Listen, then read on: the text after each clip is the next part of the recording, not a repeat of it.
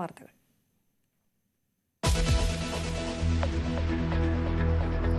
K Jayakumar തന്നെ Thiruvithamkoor Devaswom board president. പ്രഖ്യാപനമുടൻ. President സ്ഥാനം നിയോഗമെന്ന് ജയകുമാർ. ഞാനൊരു ഈശ്വരവിശ്വാസിയാണല്ലോ, അതുകൊണ്ട് തന്നെ ഇതൊരു നിയോഗമായിട്ട് ഞാൻ കാണുകയാണ്. ഒരു ഉത്തരവാദിത്തം ഏൽപ്പിക്കുകയാണ് ഗവൺമെന്റും അതിന്റെ പിന്നിൽ ഭഗവാനും എന്നാണ് വിചാരിക്കുന്നത്. സ്വർണ്ണക്കൊള്ളയിൽ മുരാരി ബാബുവിനെയും സുധീഷ് കുമാറിനെയും ഉണ്ണികൃഷ്ണൻ പോറ്റിക്കൊപ്പം ഇരുത്തി ചോദ്യം ചെയ്യാൻ SIT.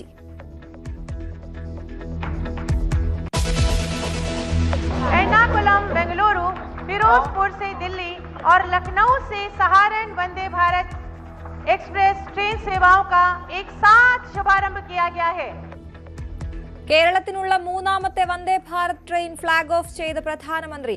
എറണാകുളം ബംഗളൂരു സർവീസ് ചൊവ്വാഴ്ച മുതൽ. അടിസ്ഥാന സൗകര്യ വികസനം, വികസിത സമ്പദ് വ്യവസ്ഥ രൂപപ്പെടുത്തുമെന്ന് നരേന്ദ്രമോദി. ആദ്യ യാത്ര ആവേശകരമാക്കി യാത്രക്കാർ. വന്ദേ ഭാരതിൽ നമുക്ക് സുരക്ഷയുടെ കാര്യത്തിൽ യാതൊരു വിധത്തിലുള്ള ടെൻഷനും ഇതുവരെ ഇല്ല. പിന്നെ ബാക്കി ഇതുപോലെ കൊണ്ടു നടക്കേണ്ടത് നമ്മൾ യാത്രക്കാരുടെ ഉത്തരവാദിത്തമാണ്. റെയിൽവേ ഉണ്ടാക്കി തരുന്ന കോച്ചുകളും കാര്യങ്ങളൊക്കെ ഇതുപോലെ മെയിൻറ്റെയിൻ ചെയ്തു പോകേണ്ടത് നമ്മുടെ ഓരോ യാത്രക്കാരും ചെയ്യേണ്ടതാണ്.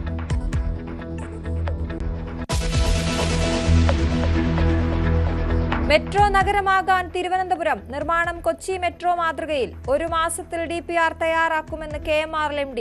കൊച്ചിയേക്കാൾ യാത്രക്കാർ തിരുവനന്തപുരത്തുണ്ടാകുമെന്നും ലോക്നാഥ് ബെഹ്റ.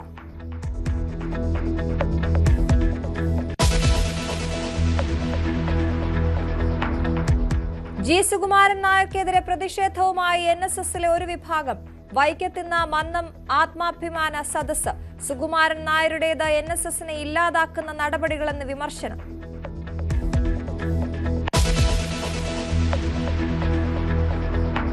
കോട്ടയം മണർകാട് നവവധുവിന്റെ ബാധ ഒഴിപ്പിക്കാനെന്ന പേരിൽ ആഭിചാരക്രിയ. ഭർത്താവും ഭർത്തൃപിതാവും ഉൾപ്പെടെ 3 പേർ അറസ്റ്റിൽ.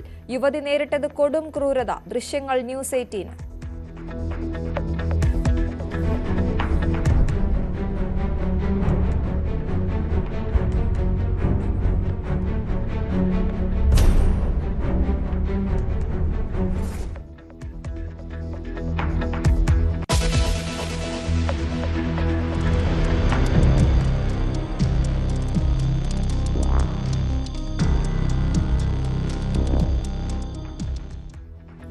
മലപ്പുറം എടരിക്കോട് മദ്യലഹരിയിൽ യുവാവിന്റെ സാഹസം. കൂട്ടായി സ്വദേശി മുഹമ്മദ് ഫാരിസിനെ നാട്ടുകാർ പിടികൂടി പോലീസിനെ ഏൽപ്പിച്ചു.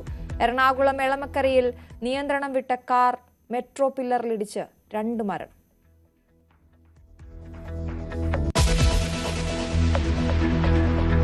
ഓസ്ട്രേലിയക്കെതിരായ 2020 പരമ്പര സ്വന്തമാക്കാൻ ഇന്ത്യ. മത്സരം അല്പസമയത്തിനകം ബ്രിസ്ബെയിനിൽ. സമനില പിടിക്കാൻ ഓസീസിന് ജയം അനിവാര്യം. ഇന്ത്യൻ ടീമിൽ മാറ്റമുണ്ടായേക്കില്ല.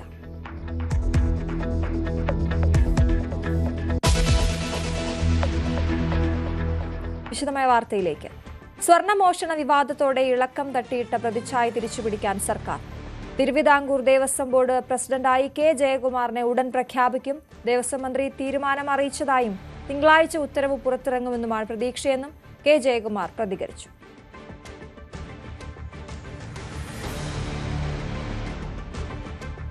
ബഹുമാനപ്പെട്ട നമ്മുടെ ദേവസ്വം മന്ത്രിയെ സംസാരിച്ചിരുന്നു ഇന്നലെ. ഞാൻ തൃശ്ശൂർ വെച്ച് കണ്ടിരുന്നു.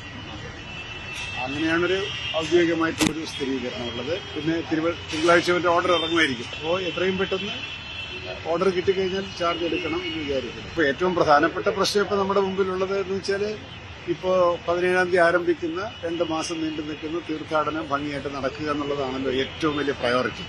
അതിനായിരിക്കണം ഇപ്പോൾ മുൻഗണന കൊടുക്കേണ്ടത്. പ്രതീക്ഷിച്ചില്ല എന്നുള്ളതാണ് വാസ്തവം. എന്റെ പേര് ഇതിനകത്ത് പരിഗണിക്കപ്പെടേണ്ട കാര്യമില്ലല്ലോ. കാരണം ഞാനിപ്പോഴും മനസ്സുകൊണ്ടൊരു ഉദ്യോഗസ്ഥനായതുകൊണ്ടായിരിക്കണം.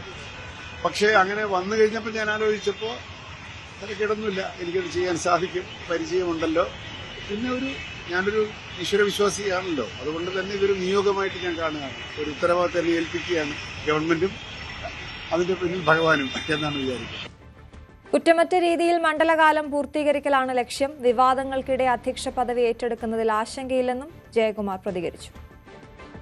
എനിക്ക് അങ്ങനെ യാതൊരു ആശങ്കയുമില്ല. കാരണം ഒരുപാട് അങ്ങനെ എല്ലാ കിരീടത്തിലും മുള്ളുള്ളതായിട്ട് എനിക്ക് തോന്നുന്നില്ല. നമ്മൾ വയ്ക്കുന്ന രീതി പോലെ ഇരിക്കും. ശബരിമലയിലെ സ്വർണ്ണപ്പാളി മോഷണവുമായി ബന്ധപ്പെട്ട് ദേവസ്വം ബോർഡും വകുപ്പും സർക്കാർ മുഴുവനായും വലിയ തരത്തിൽ പ്രതിരോധത്തിലായി നിൽക്കുന്ന സാഹചര്യത്തിലാണ് ഈ നിലവിലെ ദേവസ്വം ബോർഡിന്റെ ഭരണസമിതിയുടെ കാലാവധി തീരാൻ ദിവസങ്ങൾ മാത്രം ബാക്കി നിൽക്കുമ്പോൾ എല്ലാ അഭ്യൂഹങ്ങളെയും കാറ്റിൽ പറത്തിക്കൊണ്ട് സമീപകാല ചരിത്രത്തിൽ ഒന്നും ഇല്ലാത്ത വിധം ഒരു പൊളിറ്റിക്കൽ അപ്പോയിന്റ്മെന്റ് സാധാരണയായി നടക്കാറുള്ള ദേവസ്വം ബോർഡ് അധ്യക്ഷ സ്ഥാനത്തേക്ക് സംസ്ഥാനത്തെ ഏറ്റവും മുതിർന്ന പരിചയസമ്പന്നനായ IAS ഉദ്യോഗസ്ഥനായിരുന്ന കെ ജയകുമാറിന്റെ പേര് മന്ത്രിസഭയുടെ പരിഗണനയിൽ വരുന്നത് ഒരുപക്ഷെ വളരെ ദീർഘവീക്ഷണത്തോടെയുള്ള ഒരു തീരുമാനം നിലവിൽ ഇതുമായി ബന്ധപ്പെട്ട് സർക്കാരിനെ പ്രതിരോധത്തിലാക്കിയ വിവാദങ്ങളെ മറികടക്കാനുള്ള ഏറ്റവും നല്ലൊരു ആയുധമായി മാറുന്ന തരത്തിലേക്ക് ഈ കെ ജയകുമാർ എന്ന പേര് മാറുമെന്ന് തന്നെയാണ് വിലയിരുത്തൽ. അത്തരത്തിലാണ് ഇപ്പോഴുണ്ടായിരിക്കുന്ന അപസ്വരങ്ങളെയും എതിർസ്വരങ്ങളെയും എല്ലാം കൃത്യമായി തന്നെ ഈ ഒരു തീരുമാനത്തിലൂടെ മറികടക്കാനാകുമെന്ന വലിയ പ്രതീക്ഷയിൽ കെ ജയകുമാർ എന്ന ഒറ്റ പേരിലേക്ക് മന്ത്രിസഭാ യോഗം അല്ലെങ്കിൽ CPF സെക്രട്ടേറിയറ്റൊക്കെ എത്തിയിരിക്കുന്നത്. മുഖ്യമന്ത്രിയുടെ അംഗീകാരത്തോടെ തിങ്കളാഴ്ചയായിരിക്കും ഈ പ്രഖ്യാപനം ഉണ്ടാകുകയെന്നാണ് അറിയാൻ കഴിയുന്നത്. കെ ജയകുമാറിനെ ദേവസ്വം ബോർഡിന്റെ പുതിയ അധ്യക്ഷനായി നിയമിക്കാനുള്ള തീരുമാനത്തിലൂടെ അത്തരമൊരു പേരിലേക്ക് എത്തിയതിലൂടെ നിലവിലെ ദേവസ്വം ബോർഡ് സംശയത്തിന്റെ വലിയ പുകമറയിലായിരുന്നു. കാരണം ഇപ്പോഴുണ്ടായിരിക്കുന്ന വിവാദങ്ങളിൽ നിന്ന് PS പ്രശാന്ത് നയിക്കുന്ന ബോർഡിനോ ഭാരവാഹികൾക്കൊന്നും ഒഴിഞ്ഞു മാറാനാവില്ല എന്ന് ഹൈക്കോടതി ആവർത്തിച്ച് പറയുന്ന സാഹചര്യമുണ്ടായിരുന്നു. അതിനിടയിൽ കാലാവധി പൂർത്തിയാക്കുന്ന ഭരണസമിതിയുടെ തലപ്പത്തേക്ക് കെ ജയകുമാറിനെ പോലെ ഒരു മുതിർന്ന ഉദ്യോഗസ്ഥനെ നിയമിക്കുമ്പോൾ അതിൽ ലക്ഷ്യം മറ്റൊന്നുമല്ല, 2 തെരഞ്ഞെടുപ്പുകൾ വരാനിരിക്കുന്ന ഏറ്റവും അടുത്ത് നിൽക്കുന്ന തദ്ദേശ തെരഞ്ഞെടുപ്പ്, മാസങ്ങൾക്ക് ശേഷം നടക്കാൻ പോകുന്ന നിയമസഭാ തെരഞ്ഞെടുപ്പ്, അവിടെ വിശ്വാസികളുടെ പ്രശ്നങ്ങളെയും വിശ്വാസത്തെയും ചേർത്ത് നിർത്തുന്ന നിലപാടാണ് സർക്കാരിന്റേത് എന്ന ഒരു പ്രതിച്ഛായ സൃഷ്ടിക്കേണ്ടത് സർക്കാരിനെ സംബന്ധിച്ച് ഇടത് മുന്നണിയെ സംബന്ധിച്ച് അനിവാര്യമായ ഒരു ഘട്ടമാണ്. അതുകൊണ്ട് തന്നെയാണ് ഇങ്ങനെയൊരു തീരുമാനത്തിലേക്ക് സർക്കാർ എത്തിയതെന്ന് വേണം മനസ്സിലാക്കാൻ. അങ്ങനെയെങ്കിൽ വരുന്ന മണ്ഡലകാലം സുഗമമായി നടത്തുന്നതിനു വേണ്ടി കെ ജയകുമാറിന്റെ നേതൃത്വത്തിലുള്ള ഭരണസമിതി ഏത് തരത്തിലുള്ള ഇടപെടലാകും നടത്തുക എന്നതാണ് ഇനി കാത്തിരുന്ന് കാണാനുള്ളത്. ശബരിമല സ്വർണ്ണപ്പാളി മോഷണ കേസിൽ പ്രത്യേക അന്വേഷണ സംഘം കസ്റ്റഡിയിൽ വാങ്ങിയ മുരാരി ബാബുവിനെയും സുധീഷ് കുമാറിനെയും ഉണ്ണികൃഷ്ണൻ പോറ്റിക്കൊപ്പം ഇരുത്തി ചോദ്യം ചെയ്യാൻ SIT പ്രാഥമിക ചോദ്യം ചെയ്യൽ പൂർത്തിയാക്കിയ ശേഷം സന്നിധാനത്ത് മൂവരെയും എത്തിച്ച് തെളിവെടുപ്പ് നടത്തിയേക്കും. തിങ്കളാഴ്ച വരെയാണ് പോറ്റിയുടെയും മുരാരി ബാബുവിന്റെയും കസ്റ്റഡി കാലാവധി. അതേസമയം വാതിൽപ്പാളി മോഷണ കേസിലെ 3ാം പ്രതിയും മുൻ ദേവസ്വം കമ്മീഷണറുമായ N വാസുവിനെതിരെ വൈകാതെ തുടർ നടപടികൾ ഉണ്ടായേക്കും. ശബരിമലയിൽ അന്താരാഷ്ട്ര ബന്ധമുള്ള സ്വർണ്ണക്കടത്താണ് നടന്നതെന്ന് കോൺഗ്രസ് നേതാവ് രമേശ് ചെന്നിത്തല. ദേവസ്വം ബോർഡ് പ്രസിഡന്റിനെ മാറ്റിയതുകൊണ്ട് മാത്രം രക്ഷപ്പെടാനാകില്ല. മോഷണം മുഴുവൻ നടന്നത് ഇടത് സർക്കാരിന്റെ കാലത്താണ്. ദേവസ്വം മന്ത്രിമാരും ദേവസ്വം പ്രസിഡന്റുമാരുമാണ് പ്രതികളെന്നും ചെന്നിത്തല കാസർഗോഡ് പറഞ്ഞു. ജയകുമാർ നല്ല ആളാണ്, ചീഫ് സെക്രട്ടറി ആയിരുന്നു. അദ്ദേഹം വരുന്നതിൽ ആർക്കും എതിർപ്പുണ്ടാവില്ല. പക്ഷേ കഴിഞ്ഞ 10 വർഷക്കാലം ദേവസ്വത്തെ കട്ടുമുടിച്ചവരാണ് ഇവർ. ഇപ്പോൾ ഓരോ ദിവസവും പുറത്തു വരുന്ന വാർത്തകൾ സൂചിപ്പിക്കുന്ന എന്താണ്? ശബരിമലയിലെ സ്വർണം മുഴുവൻ അടിച്ചു മാറ്റി. അത് ഒരു മുരാരി ബാബുവോ അല്ലെങ്കിൽ ഒരു ഉണ്ണികൃഷ്ണൻ പോറ്റിയോ മാത്രമല്ലല്ലോ ഇതിന്റെ പിന്നിലുള്ളത്.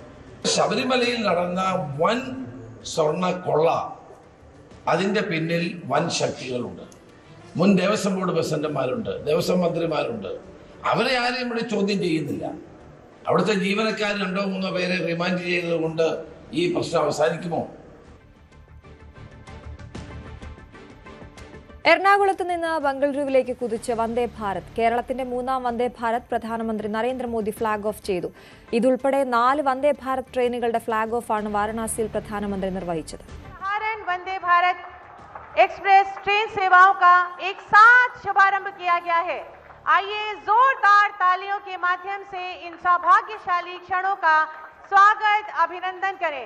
भारत माता की, भारत माता की, भारत माता की।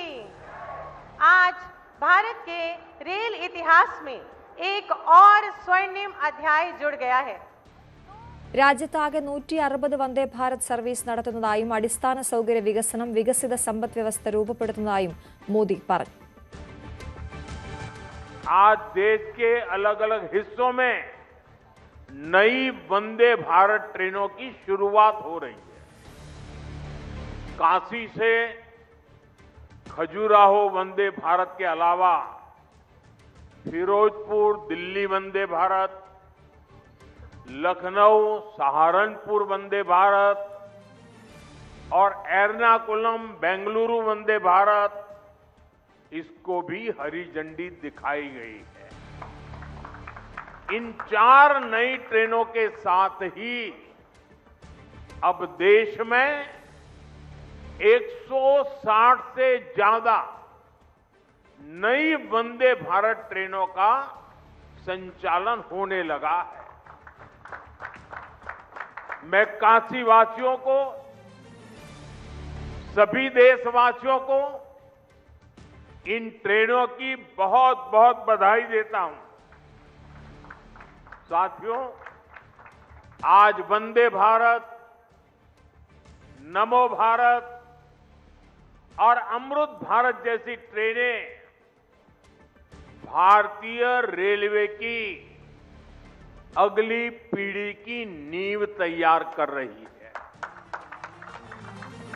എറണാകുളം ബംഗളൂരു സർവീസ് ചൊവ്വാഴ്ച മുതൽ ആരംഭിക്കും. എറണാകുളത്ത് നിന്നും ബംഗളൂരുവിലേക്കുള്ള ആദ്യ വന്ദേ ഭാരത് യാത്ര തുടങ്ങുമ്പോൾ ഇതിലെ യാത്രക്കാരെല്ലാം വളരെ സന്തോഷത്തിലാണ്. നമ്മുടെ ദീർഘനാളത്തെ സ്വപ്നമാണ് ഇന്നത്തോടെ യാഥാർത്ഥ്യമാകുന്നത്. ഇനി നമുക്ക് വളരെ എളുപ്പത്തിൽ ബംഗളൂരുവിലേക്കും എറണാകുളത്തേക്കുമൊക്കെ പോയി വരാൻ കഴിയുമെന്ന് തന്നെയാണ് ഇതിന്റെ ഏറ്റവും പ്രധാനപ്പെട്ട കാര്യം. പ്രധാനമന്ത്രി നരേന്ദ്രമോദി ഫ്ളാഗ് ഓഫ് ചെയ്ത ഈ ചടങ്ങിൽ കേരളത്തിൽ ഈ എറണാകുളം ജില്ലയിൽ സുരേഷ് ഗോപി എംപിയും അതോടൊപ്പം തന്നെ ഗവർണർ ഉൾപ്പെടെയുള്ള എല്ലാ പ്രധാനപ്പെട്ട ആളുകളും ഉണ്ടായിരുന്നു. നേതാക്കന്മാരും ഒപ്പം രാഷ്ട്രീയ പ്രമുഖരും എല്ലാവരും തന്നെ ഉണ്ടായിരുന്നു. ഈ വന്ദേ ഭാരത് ട്രെയിനിനുള്ളിൽ ഇന്ന് ക്ഷണിക്കപ്പെട്ട അതിഥികളാണുള്ളത്. മാധ്യമപ്രവർത്തകരുണ്ട്, സ്കൂൾ വിദ്യാർത്ഥികളുണ്ട്, ഒപ്പം സുരേഷ് ഗോപി എംപി ഉണ്ട്. അങ്ങനെ നിരവധി പേര് ഈ റെയിൽവേ ജീവനക്കാരുണ്ട്. എല്ലാവർക്കും വളരെ സന്തോഷം തന്നെയാണ് ഇന്നത്തെ ഈ ദിവസം ഈ വന്ദേ ഭാരതിൽ യാത്ര ചെയ്യാൻ കഴിഞ്ഞത്. നമ്മളോടൊപ്പം കുറച്ച് കൂട്ടുകാരുണ്ട്. അവരോട് തന്നെ നമ്മൾ ഇതിന്റെ ഒരു എക്സൈറ്റ്മെന്റ് ഒക്കെ ചോദിക്കാം. ഹലോ, എല്ലാരും ഏത് ക്ലാസ്സിലേക്കാ പഠിക്കുന്നത്? 7th. ഒരു പാട്ട് പാടിയല്ലോ നമുക്ക്. എന്നാ തുടങ്ങിക്കോ.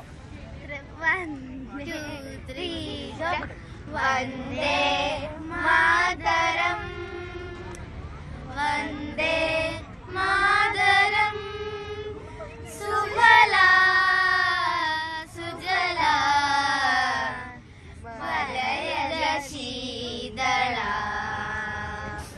സസ്യശ്യാമളാ മാതരം വന്ദേ മാതരം സൂദ്ര സൂദ്ര ഹൃദയാ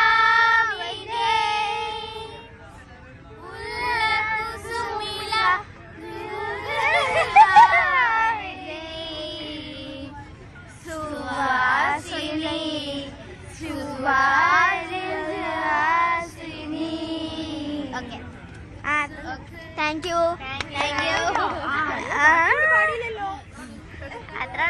അത്രേ ഉള്ളൂ. എന്നാലും കുഴപ്പമില്ല. എന്നാലും നന്നായിട്ട് പാടി എല്ലാവരും. പറയൂ, എങ്ങനെയുണ്ട് വന്ദേ ഭാരതിൽ ആദ്യമായിട്ട് കയറി? സൂപ്പറാണ്. ഇനി വന്ദേ ഭാരതിൽ കയറും. വീട്ടുകാരുടെ കൂടെ ഇനി എന്താ നിങ്ങള് ബാംഗ്ലൂരിലേക്ക് ഒരു ട്രിപ്പ് പോകുന്നത്? അടുത്തന്നെ പോണം അല്ലേ? ഫ്രണ്ട്സുമായിട്ട് പോണോ ഫാമിലി ആയിട്ട് പോണോ? ഫ്രണ്ട്സും ഫാമിലി എല്ലാരും കൂടി പോണം. അപ്പൊ ഇനിയിപ്പോ സൗകര്യം പോയി വരാല്ലോ. എന്നാലും ഇനിയും ഇതുപോലെയുള്ള ട്രെയിനുകൾ നമുക്ക് വേണം അല്ലേ? സാധാരണ ട്രെയിനിൽ കയറിയിട്ടില്ലേ? ആ ട്രെയിനിൽ വെച്ച് നോക്കുമ്പോ ഇത് സൗകര്യമാണ്. എന്തായാലും കുട്ടികളൊക്കെ വളരെ എക്സൈറ്റഡ് ആണ്. ഇനിയും ഇവർ ഇതുപോലെയുള്ള ഒരുപാട് വന്ദേ ഭാരതിൽ കയറാനുള്ള ഒരു ഭാഗ്യമുള്ള കുട്ടികൾ തന്നെയാണ്. ക്യാമറാമാൻ മനോജിനോടൊപ്പം നവമി ദിനേശ്, ന്യൂസ് 18 കൊച്ചി. പുതിയ വന്ദേ ഭാരത് ട്രെയിനിന്റെ ഉദ്ഘാടന യാത്രയ്ക്കിടെ RSS ഗണഗീതം ആലപിച്ച് സ്കൂൾ വിദ്യാർത്ഥികൾ ഗണഗീതം പാടുന്ന വീഡിയോ ദക്ഷിണ റെയിൽവേ സാമൂഹിക മാധ്യമങ്ങളിൽ ഷെയർ ചെയ്തു. എറണാകുളം ബംഗളൂരു വന്ദേ ഭാരതിന്റെ ഉദ്ഘാടന യാത്രയിൽ സന്തോഷത്തിന്റെ ഗാനം എന്ന തലക്കെട്ടോടെയാണ് വീഡിയോ പങ്കുവച്ചത്. വീഡിയോയെ അനുകൂലിച്ചും പ്രതികൂലിച്ചും ചർച്ച വന്നതോടെ വീഡിയോ നീക്കം ചെയ്തു.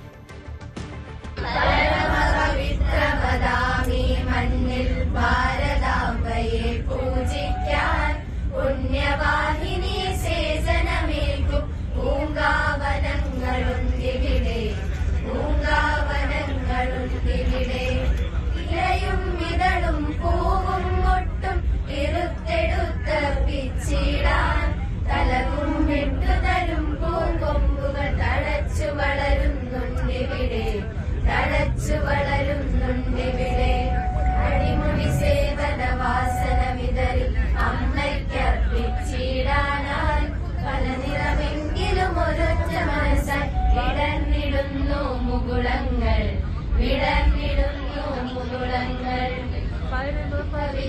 നർമ്മദാമേ മണ്ണിൽ ഭാരതാംബയെ പൂജിക്കാൻ പുണ്യവാഹിനി സേചനമേൽക്കും പൂങ്കാവനങ്ങളുണ്ടിവിടെ പൂങ്കാവനങ്ങളുണ്ടിവിടെ.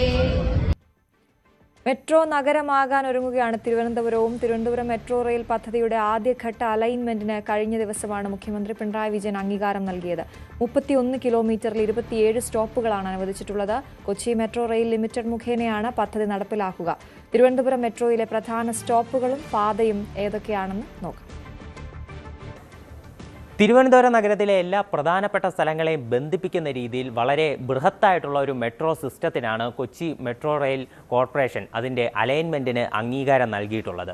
ഇപ്പോൾ മാപ്പിൽ നോക്കുകയാണെങ്കിൽ തിരുവനന്തപുരം നഗരമേഖലയുടെ എല്ലാ ഹൃദയഭാഗങ്ങളെയും ഈ മെട്രോ ടച്ച് ചെയ്യുന്നുണ്ടെന്ന് നമുക്ക് കാണാൻ സാധിക്കും. അതുപോലെ തന്നെ ഔട്ടർ സിറ്റിയിലേക്ക് പോവുകയാണെങ്കിൽ അവിടെയുള്ള പ്രധാനപ്പെട്ട സ്ഥലങ്ങളെയും ഇത് ടച്ച് ചെയ്യുന്നുണ്ട്. മൊത്തം 31 കിലോമീറ്ററിൽ 27 സ്റ്റേഷനുകൾ വരുന്ന രീതിയിലാണ് ഇതിൻ്റെ അലൈൻമെൻറ്റ് എന്ന് പറയുന്നത്.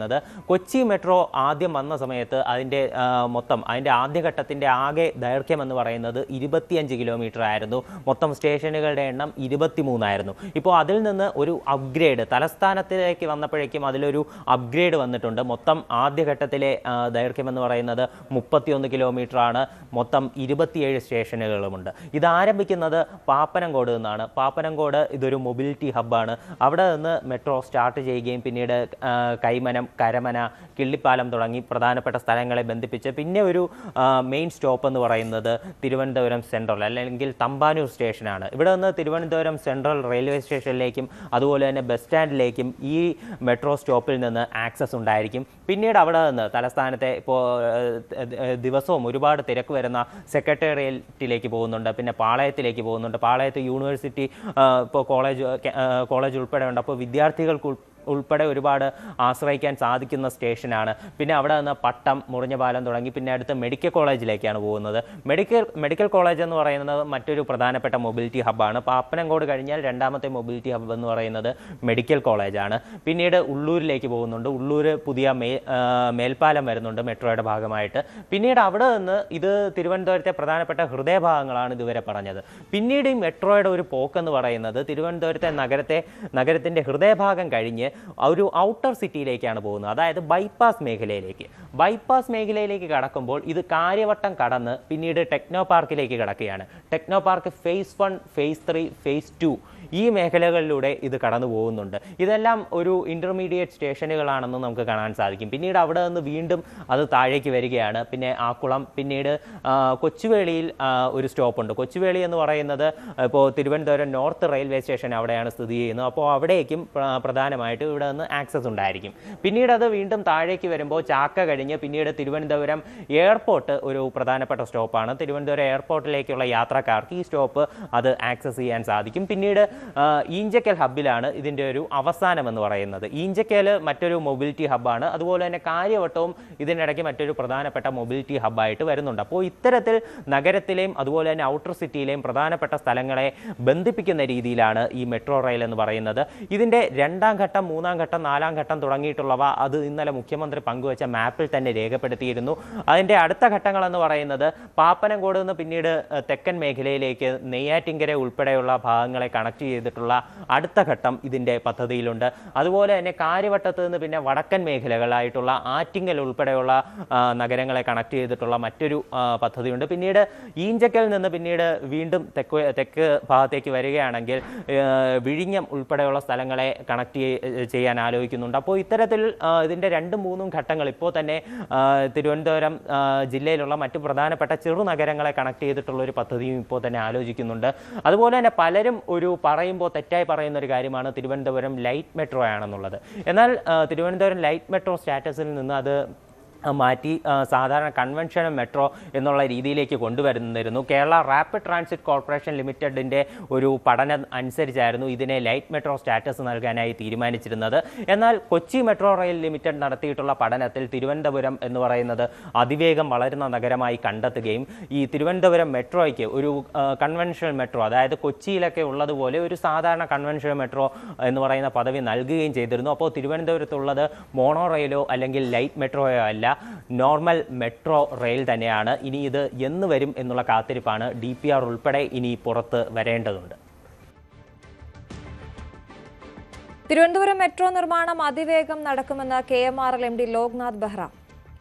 ഏറ്റവും പുതിയ സാങ്കേതികവിദ്യ പ്രയോജനപ്പെടുത്തിയാകും നിർമ്മാണം. 1 മാസത്തിൽ DPR തയ്യാറാക്കും. കൊച്ചിയേക്കാൾ തിരുവനന്തപുരത്തെ മെട്രോ സാധാരണക്കാർ കൂടുതൽ ആശ്രയിക്കാൻ സാധ്യതയുള്ളതായും ലോക്നാഥ് ബെഹ്റ പറഞ്ഞു. ഒരുപാട് പ്രതീക്ഷ ഉണ്ടായിരുന്നല്ലോ. തലസ്ഥാന നഗരിലെ ഒരു മെട്രോ സംവിധാനം ഉണ്ടാക്കണം. പല ആൾക്കാരുടെ എക്സ്പെക്ടേഷൻസ് കുറെ വർഷമായിട്ട് ഉണ്ടായിരുന്നു. ഇപ്പോ അലൈൻമെന്റ് നമ്മള് നിശ്ചയിച്ചതുകൊണ്ട് നമുക്ക് പെട്ടെന്ന് ഇത് നടപ്പാക്കാൻ വേണ്ടിയിട്ട് ഫോർവേഡ് ചെയ്യാൻ വേണ്ടിയിട്ട് സാധിക്കും. കാരണം ഇതില് ഇപ്പോ ഞങ്ങൾ പ്രിപ്പയർ ചെയ്തിട്ടുള്ള ഡീറ്റെയിൽഡ് പ്രൊജക്ട് റിപ്പോർട്ട് അല്ലേ കുറച്ച് ഇപ്പോൾ മാറ്റങ്ങൾ വരും. കാരണം ഇതിന്റെ അലൈൻമെന്റ് കുറച്ചുകൂടെ ചേഞ്ച് ആയി. അപ്പോ അത് എത്ര പെട്ടെന്ന് തീർക്കാൻ വേണ്ടിയിട്ട് ഞാൻ DMRCക്ക് റിക്വസ്റ്റ് ചെയ്തിട്ടുണ്ട്. അവർ പെട്ടെന്ന് ചെയ്തു തരാൻ വേണ്ടി പറഞ്ഞിട്ടുണ്ടോ. ഒരു മാസം 1.5 മാസം അകത്തെ നമുക്ക് DPR കിട്ടിയ ശേഷം ബാക്കി കാര്യങ്ങളിലേക്ക് നമുക്ക് കിടക്കാം. സ്റ്റേറ്റ് ഗവൺമെന്റിന്റെ ഒരു അപ്രൂവൽ വേണ്ടി വരും. അത് കഴിഞ്ഞിട്ട് സെൻട്രൽ ഗവൺമെന്റിന്റെ അപ്രൂവലിന് ശേഷം മാത്രം ഈ പണികളെ തുടങ്ങാൻ സാധിക്കും. NSS general secretary G. Sukumaran നായർക്കെതിരെ മന്നം ആത്മാഭിമാന സദസ്സുമായി ഒരു വിഭാഗം. മുൻ NSS ഡയറക്ടർ ബോർഡ് അംഗങ്ങൾ ഉൾപ്പെടെയുള്ളവരുടെ നേതൃത്വത്തിൽ വൈക്കത്ത് ഇന്ന് വൈകുന്നേരമാണ് പരിപാടി. NSSനെ ഇല്ലാതാക്കുന്ന നടപടികളാണ് general secretary G. Sukumaran Nair സ്വീകരിക്കുന്നതെന്ന് ചൂണ്ടിക്കാട്ടിയാണ് പ്രതിഷേധം. NSS ഡയറക്ടർ ബോർഡ് അംഗം ഡോക്ടർ CR വിനോദ് കുമാർ, മുൻ പ്രതിനിധി സഭാംഗം നവകുമാരൻ നായർ ഉൾപ്പെടെയുള്ളവരുടെ നേതൃത്വത്തിലാണ് പരിപാടി. നവംബർ 8-ാം തീയതി വൈക്കത്ത് ആത്മാഭിമാനികളായ നായർ സമുദായ അംഗങ്ങൾ ഒത്തുചേരുകയാണ്. നായർ സർവീസ് സൊസൈറ്റി എന്നുള്ള മഹാവടവൃക്ഷം രൂപമെടുത്തത് തന്നെ മന്നത്ത് പത്മനാഭന്റെയും K. കേളപ്പന്റെയും MV മന്മഥന്റെയും വൈക്കം വേലപ്പന്റെയും ഒക്കെ ജീവരക്തം വലിച്ചെടുത്തുകൊണ്ടുള്ള സജീവമായ പ്രവർത്തനത്തിന്റെ കർമ്മഫലമാണ്, അല്ലെങ്കിൽ അവരുടെ കർമ്മ കൗശലമാണ് നായർ സർവീസ് സൊസൈറ്റി. എന്നാൽ കഴിഞ്ഞ 35 വർഷമായി ഈ സംഘടന കേരളത്തിന്റെ സാമൂഹിക വിദ്യാഭ്യാസ സാംസ്കാരിക പശ്ചാത്തലത്തിൽ അപജയം നേരിടുകയാണ്. എല്ലാ തരത്തിലും എല്ലാ രംഗങ്ങളിലും അപജയം നേരിട്ടുകൊണ്ടും അപകർഷത ഏറ്റുവാങ്ങിക്കൊണ്ടും മുന്നോട്ട് പോകുന്ന ഈ സമൂഹത്തെ രക്ഷിക്കണമെങ്കിൽ രൂപയുടെ ആസ്തികളുള്ള ഈ നായർ സർവീസ് സൊസൈറ്റിയെ രക്ഷിക്കണമെങ്കിൽ യുവജനങ്ങൾ മുന്നോട്ടിറങ്ങണം. നമ്മളുടെ കുട്ടികളെല്ലാം ഡിഗ്രി കഴിഞ്ഞു കഴിഞ്ഞാൽ ദേശാന്തരങ്ങളും ലോകവും വിട്ടു പോയിക്കൊണ്ടിരിക്കുകയാണ്. ഈ ഒരു അവസരത്തിൽ ഒരു കമ്പനിയായിട്ടാണ് പ്രവർത്തിക്കുന്നതെന്നാണ് പറയുന്നത്. നമുക്കറിയാം, ഭാരതത്തിൽ വരുന്ന നിയമങ്ങൾ പാർലമെന്റ് പാസാക്കുന്നതായ നിയമങ്ങളാണ്. പാർലമെന്റ് പാസാക്കുന്ന കമ്പനി നിയമം ഞങ്ങൾക്ക് ബാധകമല്ല, ഞങ്ങൾക്ക് സർ CPയുടെ കാലഘട്ടത്തെ കമ്പനി നിയമമാണ് ബാധകം എന്ന് പറഞ്ഞുകൊണ്ട് ഈ സംഘടനയെ തീർത്തും നാശത്തിന്റെ പടുകുഴിയിലേക്ക് തള്ളിവിടുന്നതിനെതിരെയാണ് ഈ സമ്മേളനം. NSS നേതൃത്വം അഴിമതിക്കും സ്വജനപക്ഷപാതത്തിനുമൊക്കെയാണ് നിന്നുകൊടുക്കുന്നത് എന്നതടക്കം ചൂണ്ടിക്കാണിച്ചുകൊണ്ടാണ് വലിയ പ്രതിഷേധ സംഘവുമായി ഒരു വിഭാഗം രംഗത്തെത്തുന്നത്. നിരവധി പേർ ഇതിൽ NSSന്റെ മുൻ ഡയറക്ടർ ബോർഡ് അംഗങ്ങളാണ് എന്നുള്ളതാണ് ഏറ്റവും ശ്രദ്ധേയമായിട്ടുള്ളത്. എടുത്തു പറയാനുള്ളത്, ഈ കഴിഞ്ഞ കുറേ നാളുകളായി ഈ NSS എടുത്ത നിലപാടുകൾ, പ്രത്യേകിച്ച് ശബരിമല അയ്യപ്പ സംഗമത്തെ തുടർന്ന് എടുത്ത നിലപാടുകൾ പ്രതിഷേധിച്ചുകൊണ്ട് NSS ആസ്ഥാനത്തേക്കടക്കം ചില മാർച്ചുകൾ നടന്നിരുന്നു.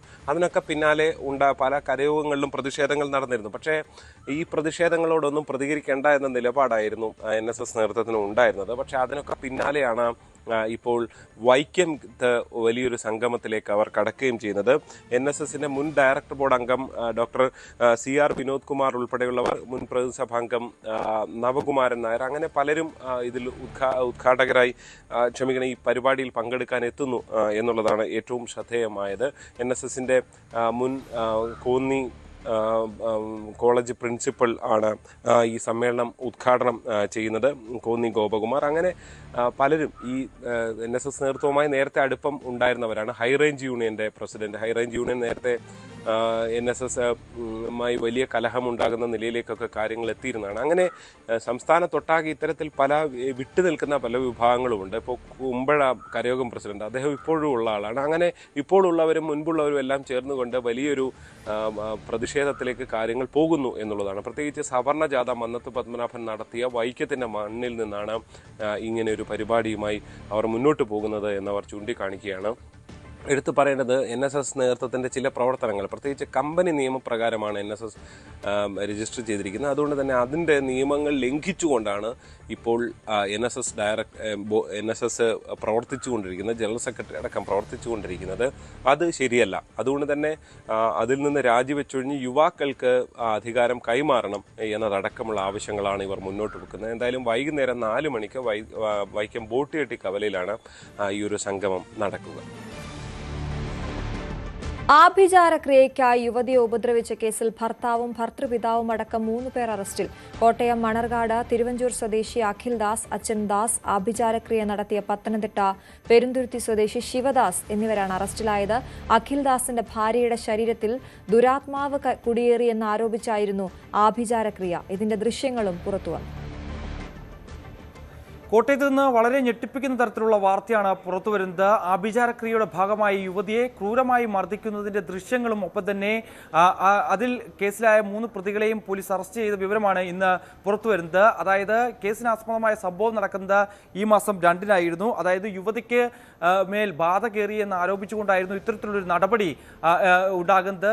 ഈ യുവതിയുടെ ഭർത്താവും ഒപ്പം തന്നെ ഭർത്തൃപിതാവും ഒപ്പം തന്നെ ഈ ഭർത്താവിൻ്റെ സഹോദരിയും അമ്മയും ഒക്കെ ചേർന്നാണ് ഇത്തരത്തിലുള്ള ഒരു നടപടി യുവതിക്കെതിരെ സ്വീകരിക്കുകയും ചെയ്തത്. ഈ മാസം 2-ന് രാവിലെ ഈ പത്തനംതിട്ട സ്വദേശിയായിട്ടുള്ള ശിവദാസ് എന്ന വ്യക്തി ഈ ആഭിചാരക്രിയയുടെ ഭാഗമായി വീട്ടിലേക്ക് എത്തുന്നു. രാവിലെ 11 മണി മുതൽ രാത്രി 9 മണി വരെയാണ് ഈ ആഭിചാരക്രിയകൾ ഈ വീട്ടിൽ നടത്തിയതെന്നാണ് നമുക്ക് മനസ്സിലാക്കാൻ സാധിക്കുന്നത്. എൻ്റെ ദേഹത്ത് ബാധയുണ്ട്, കാര്യങ്ങളുണ്ടെന്നാണ് പറഞ്ഞത്. എൻ്റെ അമ്മയുടെ ചേച്ചിയുടെ ബാധയുണ്ടെന്നാണ് ഇവർ പറഞ്ഞത്. ഇവരെന്നെ കൊണ്ട് കള്ള് കുടിപ്പിച്ചെന്ന് ഇവർ പറഞ്ഞു, മദ്യപിച്ച് ബീഡി വലിപ്പിച്ചെന്ന് പറഞ്ഞു. ഇവരൊക്കെ അങ്ങനെയാണ് പറഞ്ഞത്.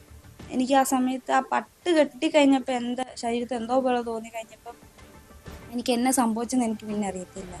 ഒരു 12 മണിയായി കാണും എൻ്റെ ദേഹത്ത് പൂജ തുടങ്ങിയിട്ട്. അത് കഴിഞ്ഞത് 2 മണിയൊക്കെ ആയി കഴിഞ്ഞു.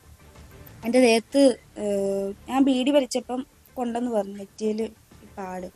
ഇതിനിടെ ഈ യുവതിയെ ബലമായി മദ്യം കുടിപ്പിക്കുകയും ഒപ്പം തന്നെ ബീഡി വലിപ്പിക്കുകയും കൂടാതെ ശരീരങ്ങളിൽ പല ഭാഗങ്ങളിലും പൊള്ളലേൽപ്പിക്കുകയും ചെയ്തതായിട്ടുള്ള വിവരങ്ങളാണ് പുറത്തു വരുന്നത്. ഈ സമയം ഈ ഭർത്താവിൻ്റെ സഹോദരി ഈ ദൃശ്യങ്ങളൊക്കെ പൂർണ്ണമായും മൊബൈലിൽ പകർത്തുകയും ചെയ്തിരുന്നു. പിന്നാലെ അത് ഡിലീറ്റ് ചെയ്യുകയും ചെയ്തിരുന്നു. ഈ സമയത്ത് ഈ ക്രൂരമായ പീഡനമേറ്റതിന് ശേഷം യുവതിയുടെ മാനസിക നില തന്നെ പൂർണ്ണമായും തെറ്റുന്ന തരത്തിലേക്ക് പോവുകയും ചെയ്തു. തുടർന്നാണ് യുവതിയുടെ വീട്ടുകാർ ഈ വിവരം അറിയുകയും തുടർന്ന് പോലീസിൽ പരാതി നൽകുകയും ചെയ്തത്. പോലീസ് ഈ മണ്ണർക്കാട് പോലീസിലാണ് ഈ യുവതിയുടെ മാതാപിതാക്കൾ പരാതി നൽകുന്നത്. തുടർന്ന് നടത്തിയ അന്വേഷണത്തിലാണ് ഈ യുവതിയുടെ ഭർത്താവിനെയും ഒപ്പം തന്നെ ഭർത്തൃപിതാവിനെയും ഈ ശിവദാസ് എന്ന ആഭിചാരക്രിയയ്ക്ക് വഹിച്ച ആ വ്യക്തിയെയും പത്തനംതിട്ട സ്വദേശിയെയും അറസ്റ്റ് ചെയ്യുകയും തുടർന്ന് കോടതിയിൽ ഹാജരാക്കുകയും ചെയ്തത്. മറ്റ് 2 പേരെയും, അതായത് ഈ സഹോദരൻ്റെ അതായത് ഈ യുവതിയുടെ ഭർത്താവിൻ്റെ സഹോദരിയെയും ഒപ്പം തന്നെ അമ്മയും ഈ വിഷയത്തിൽ പോലീസ് അന്വേഷിക്കുന്നുണ്ട്. ഇവർ ഒളിവിൽ പോയതായിട്ടുള്ള വിവരങ്ങളാണ് പുറത്തു വരുന്നത്. ഇവരെ പ്രതി ചേർത്തിട്ടുണ്ട് എന്നാണ് നമുക്ക് മനസ്സിലാക്കാൻ സാധിക്കുന്നത്. അഖിൽദാസ് എന്ന വ്യക്തി, അതായത് കോട്ടയം മണ്ണാർക്കാട് തിരുവഞ്ചൂർ സ്വദേശി അഖിൽദാസ്, ഒപ്പം തന്നെ ഇയാളുടെ പിതാവ് ദാസ് എന്നിവർ അതോടൊപ്പം തന്നെ ആഭിചാരക്രിയ നടത്തിയ പത്തനംതിട്ട പെരുന്തുരുത്തി സ്വദേശി ശിവദാസ് എന്നിവരാണ് അറസ്റ്റിലായിരിക്കുന്നത്. തുടർ നടപടികൾ ഇപ്പോൾ ഈ കേസുമായി ബന്ധപ്പെട്ട് പോലീസ് അന്വേഷിച്ചു വരികയാണ്. മറ്റെന്തൊക്കെ കാര്യങ്ങൾ, അല്ലെങ്കിൽ ഇതിനു മുമ്പ് ഈ ആഭിചാരക്രിയയുടെ ഭാഗമായി മറ്റെവിടെയെങ്കിലും ഇതേ രീതിയിലുള്ള നടപടികൾ ഇദ്ദേഹത്തിൻ്റെ ഭാഗത്തുനിന്ന് ഉണ്ടായിട്ടുണ്ടോ എന്നടക്കമുള്ള കാര്യങ്ങൾ പരിശോധിച്ചു വരികയാണ്. എന്തായാലും ഈ ദൃശ്യങ്ങളാണ് ഈ കേസിൽ ഏറ്റവും പ്രധാനമായ വഴിത്തിരിവായത്. ഈ ദൃശ്യങ്ങൾ ഈ സഹോദരി പകർത്തുകയും അത് പിന്നീട് ഫോണിൽ നിന്ന് ഡിലീറ്റ് ചെയ്യുകയും ചെയ്തിരുന്നു. പക്ഷേ പിന്നീട് ഈ കേസ് അന്വേഷിച്ചതിന് ശേഷം ഈ ദൃശ്യങ്ങൾ പകർത്തി വിവരം പോലീസ് അറിയുകയും തുടർന്ന് ഈ ഡിലീറ്റ് ചെയ്ത ദൃശ്യങ്ങൾ വീണ്ടും അത് ബാക്കപ്പിലൂടെ തിരിച്ചെടുക്കുകയും ചെയ്തതിലാണ് ഈ ക്രൂരമായ ദൃശ്യങ്ങൾ പുറത്തു വരികയും ചെയ്തതായാലും കോട്ടയത്തെ ഈ ഒരു ആഭിചാരക്രിയയുടെ ഭാഗമായി യുവതി നേരിട്ട പീഡനം അത് അതിക്രൂരമായിട്ടുള്ളതാണ്. പറഞ്ഞറിയിക്കാൻ പറ്റാത്ത തരത്തിലുള്ള ക്രൂരമായിട്ടുള്ള പീഡനമാണ് യുവതി ഏറ്റുവാങ്ങുകയും ചെയ്തത്. എന്തായാലും നിലവിൽ പ്രതികളെ കൂടുതൽ ചോദ്യം ചെയ്യുക വരികയാണ് എന്നാണ് നമുക്ക് മനസ്സിലാക്കാൻ സാധിക്കുന്നത്. അമ്മ ഉൾപ്പെടെയുള്ളവരെ ഉടൻ തന്നെ കസ്റ്റഡിയിലെടുക്കുമെന്നുള്ള വിവരങ്ങൾ കൂടി പോലീസ് പങ്കുവയ്ക്കുന്നുണ്ട്. തിരുവനന്തപുരം മെഡിക്കൽ കോളേജിൽ ചികിത്സ കിട്ടാതെ കൊല്ലം പന്മന സ്വദേശി മരിച്ചതിൽ മെഡിക്കൽ വിദ്യാഭ്യാസ ഡയറക്ടർ ഇന്ന് റിപ്പോർട്ട് നൽകും. വേണുവിന് ചികിത്സ നിഷേധിച്ചിട്ടില്ല എന്ന നിലപാടിലാണ് മെഡിക്കൽ കോളേജ് അധികൃതർ. റിപ്പോർട്ടിന്റെ അടിസ്ഥാനത്തിലാകും ആരോഗ്യവകുപ്പിന്റെ തുടർ നടപടികൾ. സംഭവത്തിൽ ആരോഗ്യവകുപ്പിനെതിരെ പ്രതിഷേധം ശക്തമാകുകയാണ്. പ്രതിപക്ഷം ആരോഗ്യമന്ത്രിയുടെ വസതിയിലേക്ക് യൂത്ത് കോൺഗ്രസ് ഇന്ന് മാർച്ച് നടത്തും. അതേസമയം ഈ വിഷയത്തിൽ വലിയ വിമർശനവുമായി ഡോക്ടർ ഹാരിസ് ചിറക്കൽ രംഗത്തെത്തിയിരിക്കുകയാണ്. വേണു തറയിലാണ് കിടന്നിരുന്നതെന്നും പ്രാകൃതമായ നിലവാരമാണ് ഇതെന്നും ഹാരിസ് ചിറക്കൽ തുറന്നടിച്ചു. നാടാകെ മെഡിക്കൽ കോളേജ് തുടങ്ങിയിട്ട് കാര്യമില്ല, സൂപ്പർ സ്പെഷ്യാലിറ്റി സൗകര്യങ്ങളുള്ള ആശുപത്രികൾ വേണമെന്നും ഹാരിസ് ചിറക്കൽ പറഞ്ഞു. നമുക്ക് കൊല്ലം മെഡിക്കൽ കോളേജുണ്ട്, കൊല്ലം ജില്ലാ ആശുപത്രിയുണ്ട്, കരുനാഗപ്പള്ളി ഹോസ്പിറ്റലുണ്ട്. എവിടെയെങ്കിലും പല ആശുപത്രികൾ താണ്ടിയാണ് അദ്ദേഹത്തിന് ഇവിടം വരെ വരേണ്ടി വന്നു എന്നുള്ളതാണ്. അപ്പോൾ നമ്മളിപ്പം ഈ നാടൊട്ടുക്ക് മെഡിക്കൽ കോളേജുകൾ തുടങ്ങുന്നു എന്ന് പറയുന്നതിനകത്ത് പ്രത്യേകിച്ച് കാര്യമൊന്നുമില്ല. നമുക്ക് വേണ്ടുന്നത് ഏറ്റവും ടെർഷറി കെയർ, അതായത് ഏറ്റവും സൂപ്പർ സ്പെഷ്യാലിറ്റി ലെവലിലുള്ള ടെർഷറി കെയർ സെന്ററുകളാണ് നമുക്ക് വേണ്ടത്. അപ്പൊ അതുപോലുള്ള സംവിധാനങ്ങൾ ഉൾപ്പെടുത്തി തന്നെ ആണ് ഇത്തരം ഹോസ്പിറ്റലുകൾ തുടങ്ങേണ്ടത്. അപ്പം മെഡിക്കൽ കോളേജ് തന്നെ വേണമെന്നില്ല. കൊല്ലം ജില്ലാ ആശുപത്രിയിൽ നമുക്ക് മെഡിക്കൽ കോളേജിന്റെ സൗകര്യങ്ങൾ തുടങ്ങുന്നതായിരിക്കും കൂടുതൽ എളുപ്പമുണ്ടായത്. വേണുവിനെ തറയിലാണ് കടത്തിയിരുന്നത്.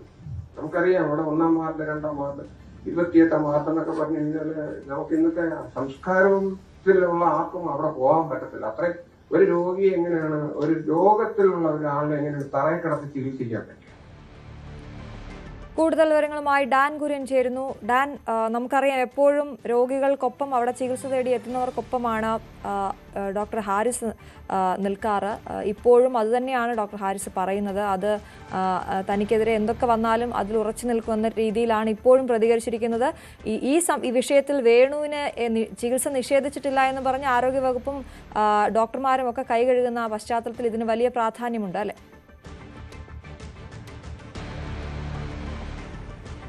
മെഡിക്കൽ കോളേജ് ആശുപത്രിയിൽ ചികിത്സയിൽ തുടർന്നിരുന്ന വേണുവിന്റെ മരണവുമായി ബന്ധപ്പെട്ട് വലിയ തരത്തിലുള്ള ആരോപണ പ്രത്യാരോപണങ്ങൾ തുടരുന്നതിനിടയിലാണ് ഡോക്ടർ ഹാരിസ് ചിറക്കൽ ഏത് പ്രാകൃത നടപടിയാണ് ഇത്, വേണുവിനെ നിലത്ത് കിടത്തിയാണ് ചികിത്സിച്ചിരുന്നത്, എങ്ങനെ ഒരു ആധുനിക സമൂഹത്തിൽ ഇങ്ങനെ ചികിത്സ നൽകാനാവും, ഇതൊരു പ്രാകൃത സംസ്കാരത്തിന്റെ പ്രതീകമാണ് എന്ന തരത്തിലുള്ള രൂക്ഷമായ വിമർശനം ഉന്നയിച്ചിരിക്കുന്നത്. തിരുവനന്തപുരം മെഡിക്കൽ കോളേജിൽ മതിയായ ചികിത്സാ സൗകര്യങ്ങളില്ല. ഇത് താൻ നേരത്തെ ചൂണ്ടിക്കാണിച്ചിട്ട് ഉള്ള വിഷയം തന്നെയാണ്.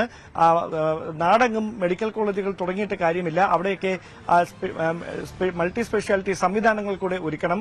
അത്തരത്തിലുള്ള സൗകര്യങ്ങൾ ഒരുക്കാൻ കഴിയാത്തതാണ് വലിയ തരത്തിൽ പ്രതിസന്ധിക്ക് വഴിവെക്കുന്നത്. അത് താൻ നേരത്തെയും ചൂണ്ടിക്കാണിക്കാൻ ശ്രമിച്ചിട്ടുള്ളത് ആണ് എന്നുകൂടിയാണ് ഡോക്ടർ ഹാരിസ് ചിറക്കൽ പറഞ്ഞു വെച്ചത്. അതായത് വലിയ തരത്തിൽ ആശുപത്രി അധികൃതരുടെ ഭാഗത്തു നിന്നും ആരോഗ്യവകുപ്പിന്റെ ഭാഗത്തു നിന്നും അവിടെ ചികിത്സാ പിഴവ് സംഭവിച്ചിട്ടില്ല. നേരത്തെ തന്നെ ശാരീരികമായ ബുദ്ധിമുട്ടുകൾ നേരിടുന്ന വ്യക്തിയായിരുന്നു വേണു. അത്തരത്തിൽ ആ ബുദ്ധിമുട്ടുകൾക്ക് ചികിത്സ തുടരുന്നതിനിടയിലാണ് ഇത്തരത്തിലൊരു ദാരുണമായ മരണം സംഭവിച്ചത്. അതിനപ്പുറത്തേക്ക് അതൊരു ചികിത്സാ പിഴവായി വ്യാഖ്യാനിക്കാൻ കഴിയില്ല എന്ന് കാർഡിയോളജി വിഭാഗം മേധാവി തന്നെ കഴിഞ്ഞ ദിവസം മാധ്യമങ്ങളോട് വ്യക്തമാക്കിയതാണ്. അതിനു പിന്നാലെയാണ് രൂക്ഷ വിമർശനം ഉന്നയിച്ചുകൊണ്ട് ഡോക്ടർ ഹാരിസ് ചിറക്കൽ തന്നെ രംഗത്തെത്തുന്ന സാഹചര്യം ഉണ്ടായിരിക്കുന്നത്. ശരിടാ.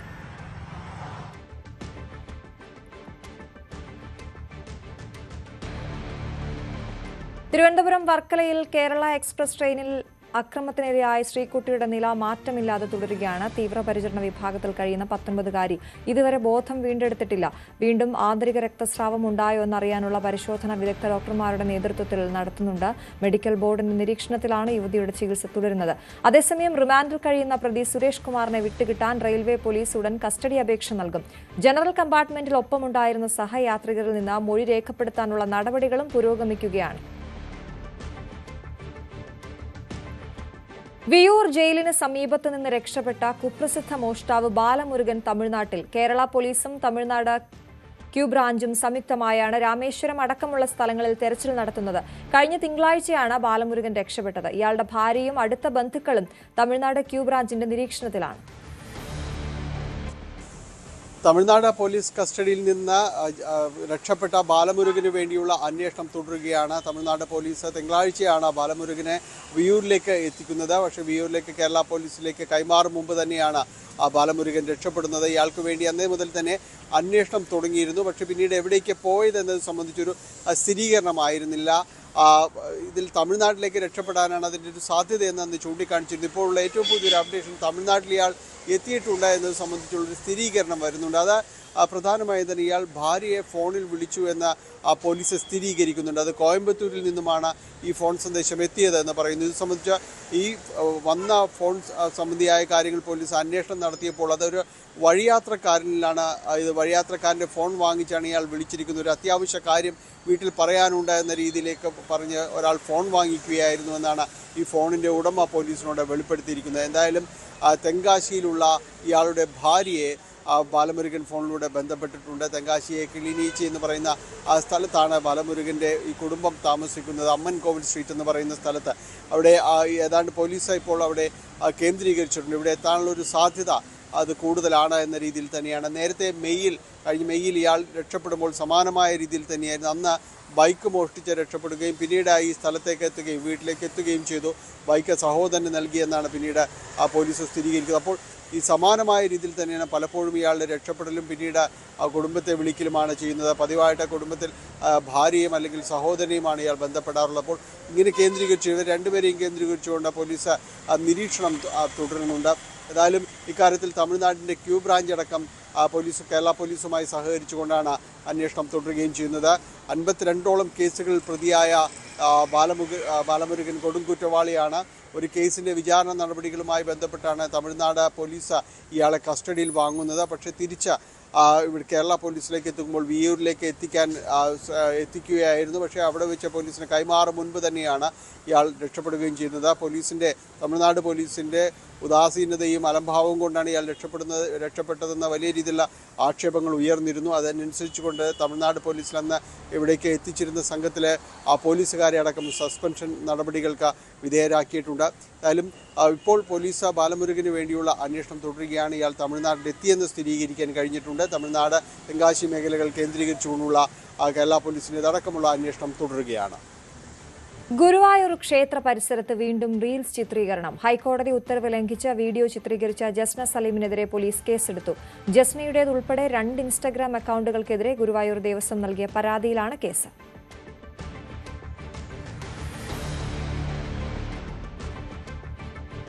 കോഴിക്കോട് വയോധികനെതിരെയുള്ള പീഡന പരാതി വ്യാജമായിരുന്നു എന്ന ആരോപണം. പോലീസ് കൈക്കൂലി ആവശ്യപ്പെട്ട് ഭീഷണിപ്പെടുത്തിയതായാണ് പരാതി. ഓമശ്ശേരി സ്വദേശി 64-കാരൻ മുഹമ്മദാണ് സ്വകാര്യ ദന്തൽ ക്ലിനിക്കിലെ ഡോക്ടറുടെ പരാതിയെ തുടർന്ന് അറസ്റ്റിലായത്.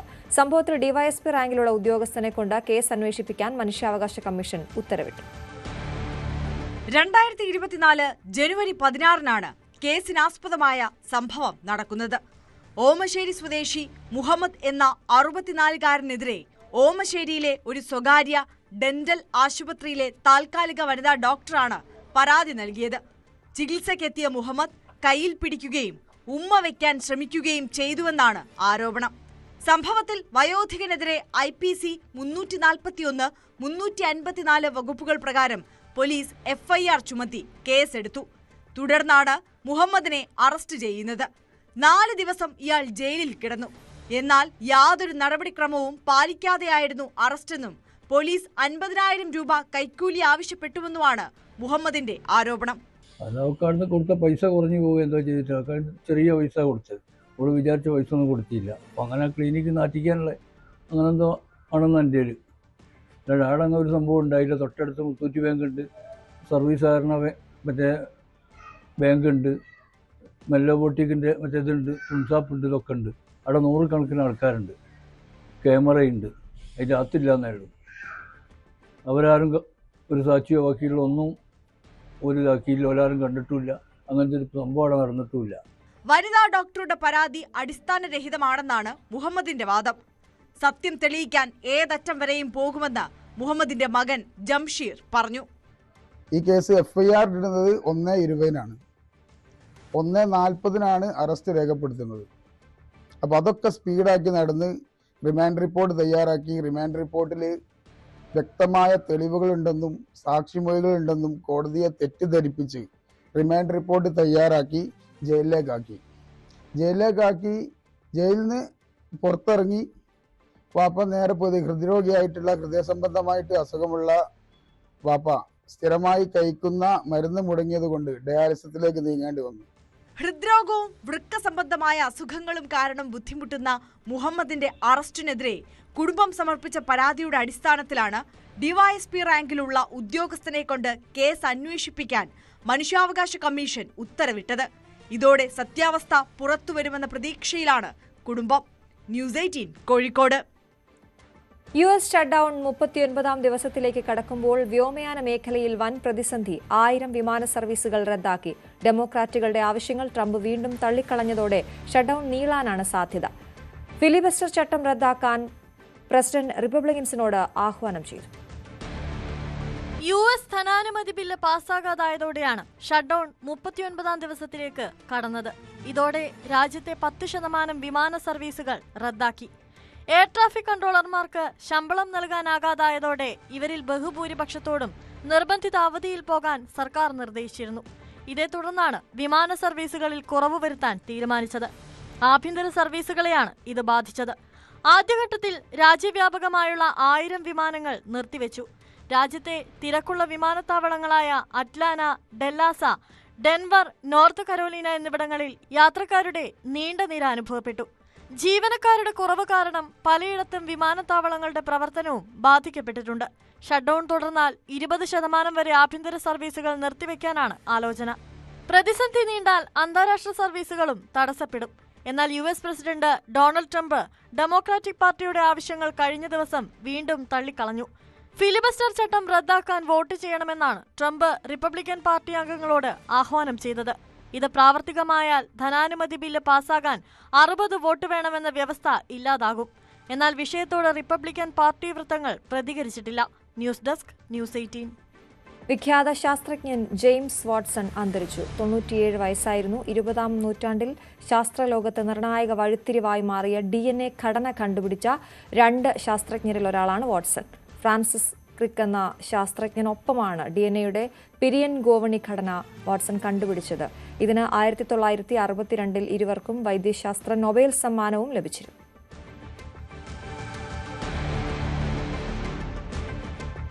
വാർത്താ സമ്മേളനത്തിലെ അധിക്ഷേപ ചോദ്യത്തിൽ നടി ഗൗരി കിഷനോട് ഖേദം പ്രകടിപ്പിച്ച യൂട്യൂബർ കാർത്തിക്. ഗൗരി കിഷനെ വേദനിപ്പിക്കാൻ ഉദ്ദേശിച്ചിട്ടില്ലെന്നും ഗൗരിക്ക് മനോവിഷമമുണ്ടായെങ്കിൽ ഖേദം പ്രകടിപ്പിക്കുന്നുവെന്നും കാർത്തിക് പറഞ്ഞു. എന്നാൽ താൻ ബോഡി ഷെയ്മിംഗ് ചെയ്തിട്ടില്ല എന്നും തന്റെ ചോദ്യം തെറ്റിദ്ധരിക്കപ്പെട്ടു എന്നുമാണ് വിഷയത്തിലെ ഇയാളുടെ ന്യായീകരണം. அந்த பொண்ணை அவங்கள நான் பாடி ஷேம் பண்ணல, இடையே தான் ஹீரோ கிட்ட தூக்குனதுனால கேட்டோம். அது தவறாக புரிந்து கொள்ளப்பட்டு அது ஒரு ஜாலியான கொஸ்டினாக கேட்கப்பட்டது. அது தவறாக புரிந்து கொள்ளப்பட்டது. அதுக்காக அவங்க மனசு அவங்களுக்கு பாதிக்கப்பட்டிருந்தா, ஏன்னா அவங்க ஒருத்தரை தாக்கணுங்கிறது என் எண்ணம் இல்லை அப்படின்னு இன்னைக்கு ட்விட் போட்டிருக்காங்க. எனக்கும் அவங்க மனசை நோக்கடிக்கணுங்கிறது எண்ணம் இல்லை. இந்த நிகழ்வால் ஏதாவது அவங்களுக்கு மன வருத்தம் ஏற்பட்டிருந்தா, மன காயம் ஏற்பட்டிருந்தா, இது எல்லாருமே அவங்களுக்கு ஆதரவாக இருக்கிறாங்க. அப்படிங்கிறப்போ நாமும் நம்ம நிலையிலேருந்து இறங்கி வரணும் அப்படின்ட்டு நான் இந்த நிகழ்வுக்கு வருத்தம் தெரிவிச்சுக்கிறேன். எந்த உள்நோக்கமும் இல்லை. இந்த நிகழ்வுக்கு நான் வருத்தம் தெரிவிச்சுக்கிறேன். நன்றி, வணக்கம். എറണാകുളം എളമക്കരയിൽ ചങ്ങമ്പുഴ പാർക്കിന് സമീപം കാർ നിയന്ത്രണം വിട്ട മെട്രോ പില്ലറിലിടിച്ച് 2 പേർക്ക് ദാരുണാന്ത്യം. ആലപ്പുഴ സ്വദേശികളായ ഹാറൂൺ ഷാജി, മുനീർ എന്നിവരാണ് മരിച്ചത്. കൂടെയുണ്ടായിരുന്ന 2 പേർ എറണാകുളം മെഡിക്കൽ ട്രസ്റ്റ് ആശുപത്രിയിൽ ചികിത്സയിലാണ്. ഇന്ന് വെളുപ്പിന് 3 മണിയോട് കൂടിയാണ് ഈ ദാരുണമായ അപകടം ഉണ്ടായിരിക്കുന്നത്. 2 പേരാണ് അപകടത്തെ തുടർന്ന് മരിച്ചിരിക്കുന്നത്. എന്തായാലും ഹാറൂൺ അതുപോലെ മുനീർ എന്നീ 2 പേരാണ്. 2 വിദ്യാർത്ഥികളാണ്.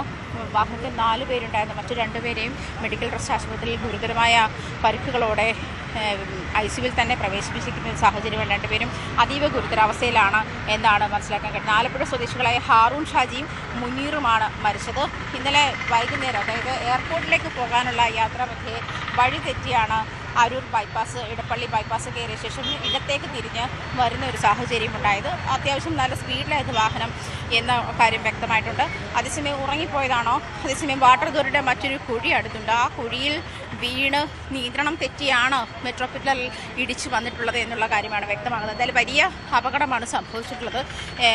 എയർ ബാഗ് ഉൾപ്പെടെ ഓപ്പൺ ആയിട്ടില്ല. അത് പക്ഷേ സീറ്റ് ബെൽറ്റ് ഇടാകത്ത സാഹചര്യമൊക്കെ ഉണ്ടായിരുന്നിരിക്കാം.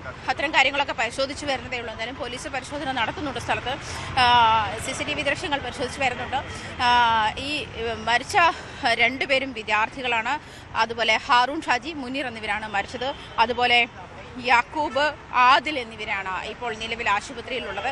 ഈ വാട്ടർ അതോറിറ്റിയുടെ കുഴി കുറേ കാലമായി നികത്താതെ കിടക്കുന്ന സാഹചര്യവും നാട്ടുകാർ വലിയ പരാതി ഉന്നയിക്കുന്നുണ്ട്. കാരണം നിരവധി അപകടങ്ങൾ ഇപ്പോൾ ഇത് വലിയ ദുരന്തത്തിലേക്ക് മാറി.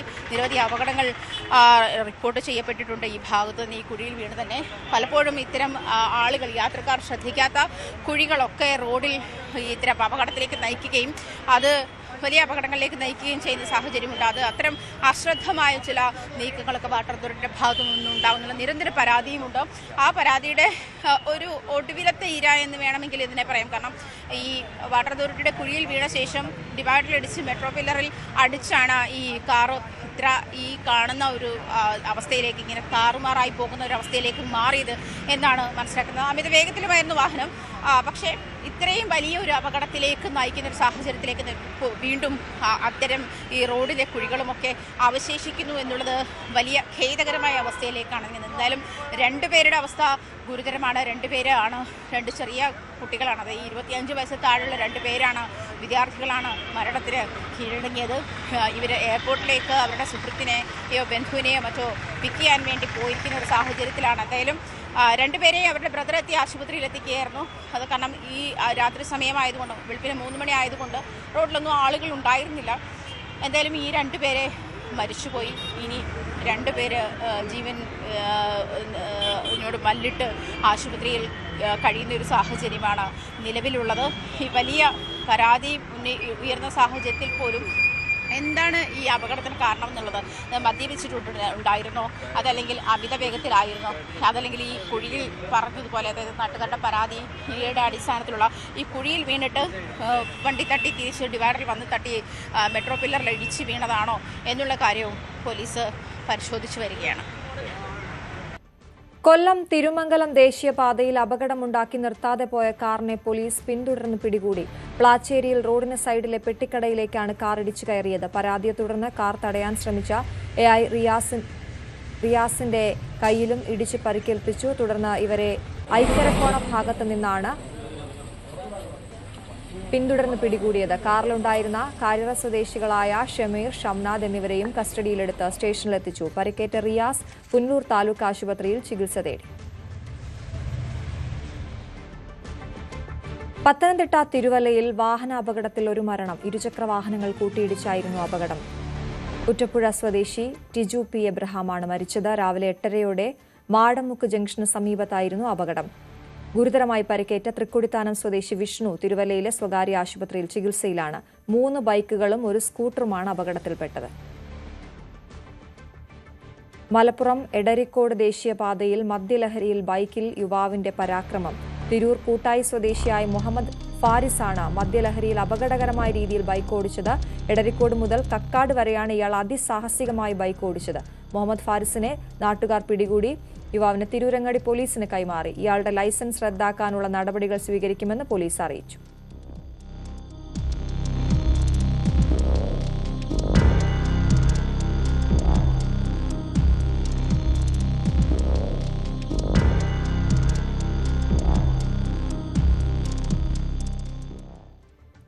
ബീഹാർ നിയമസഭാ തെരഞ്ഞെടുപ്പിന്റെ 2ാം ഘട്ട പ്രചാരണം നാളെ അവസാനിക്കാനിരിക്കെ പ്രചാരണം ശക്തമാക്കി മുന്നണികൾ. സംസ്ഥാനത്തെ യുവാക്കളെ ഗുണ്ടകളാക്കി മാറ്റാനാണ് RJD ശ്രമിക്കുന്നതെന്ന് സീതാമഠിയിലെ തെരഞ്ഞെടുപ്പ് റാലിയിൽ പ്രധാനമന്ത്രി നരേന്ദ്രമോദി ആരോപിച്ചു. NDAയുടെ നേതൃത്വത്തിൽ യുവതലമുറയ്ക്ക് കമ്പ്യൂട്ടറുകളും സ്പോർട്സ് ഉപകരണങ്ങളും നൽകുമ്പോൾ RJD അവർക്ക് തോക്ക് നൽകുന്നതിനെക്കുറിച്ച് സംസാരിക്കുന്നുവെന്നാണ് മോദിയുടെ വിമർശനം. രാഹുൽ ഗാന്ധിക്കെതിരെയും മോദി കടുത്ത വിമർശനം ഉന്നയിച്ചു. ബീഹാറിലെ മത്സ്യബന്ധന മേഖല വളർന്നത് NDA സർക്കാരിന് കീഴിലാണ്. എന്നാൽ ഇപ്പോൾ ചിലർ സംസ്ഥാനത്തെ കുളങ്ങളിൽ ഡ്രൈവിംഗ് പരിശീലനം നടത്തുകയാണെന്നും മോദി പരിഹസിച്ചു. 122 മണ്ഡലങ്ങളിലേക്ക് ചൊവ്വാഴ്ചയാണ് വോട്ടെടുപ്പ്. 1ാം ഘട്ടത്തിലെ റെക്കോർഡ് പോളിംഗിൽ പ്രതീക്ഷ അർപ്പിക്കുകയാണ് മുന്നണികൾ.